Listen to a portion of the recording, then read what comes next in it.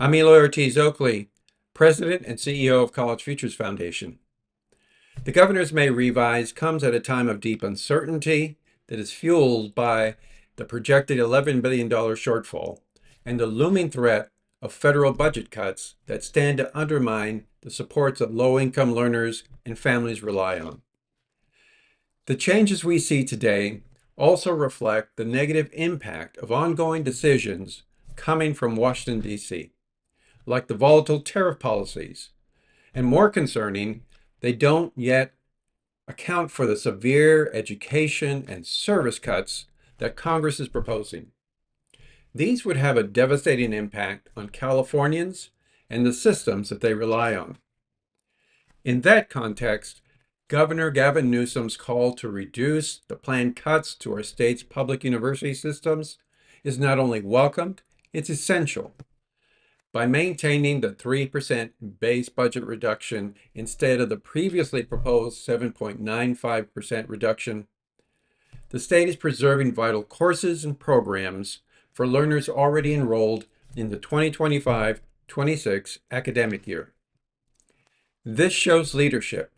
It also reflects an understanding that post-secondary education is not just a cost to be trimmed, but a long-term investment in California's economic future and in the generations of civic leaders, critical thinkers, and problem solvers we need to sustain our democracy. We're also encouraged by the investment in the Career Passport and Credit for Prior Learning initiatives.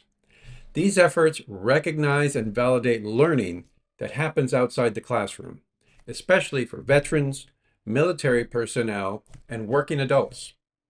And it also ensures that every pathway to a degree is accessible and meaningful. At College Futures, we know that the California community colleges play an indispensable role in advancing economic mobility, particularly for parents, working learners, and returning students. We remain concerned about any move away from the long-standing 89% to 11% Proposition 98 funding split between K-12 and the community colleges. These institutions are already stretched, and shifting that balance would only make it harder for them to serve the learners who rely on them the most.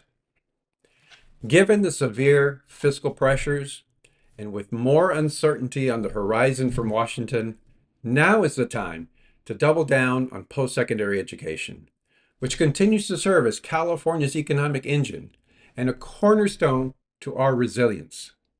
We call on state leaders, systems, and institutions to protect what's working, invest in what's needed, and keep economic mobility as the metric that matters most. We also call on college and university leaders to not find a place to hide during this crisis, but to lean into this crisis. Now is the time to draw the line on things that matter most to California learners and to reimagine their pathway to the California dream. That's how we begin to rebuild the California dream for everyone.